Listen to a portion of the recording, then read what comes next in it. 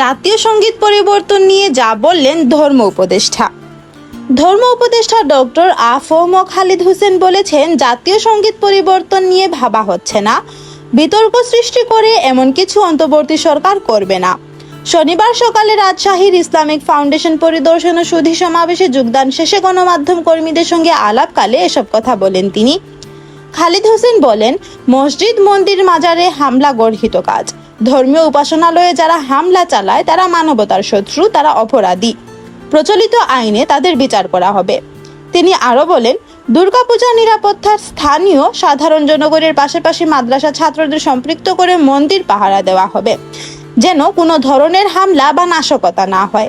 মাদ্রাসা ছাত্ররা কোনো জঙ্গিবাদের সঙ্গে ছিল না, এটা পূর্বের সরকারের ষড়যন্ত্র ও অপপ্রচার। তিনি আরো বলেন, পট পরিবর্তনের পর কিছু সনাতন ধর্মাবলম্বীর বাড়িতে যেমন হামলা হয়েছে, তেমনি মুসলমানদের বাড়িতেও হয়েছে। এটাকে ভিন্নভাবে দেখার সুযোগ নেই। উল্লেখ্য, 1970 সাল পৃথিবীর মানচিত্রে তখনও বাংলাদেশের জন্ম হয়নি। সেই সময়ে জীবন থেকে নেওয়া চলচ্চিত্রে জহির রায়হান এই গানটি সংযোজন করেছিলেন।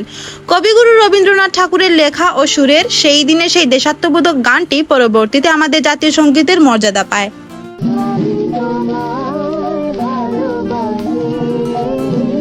Thanks for watching. Please subscribe to my channel and follow for more.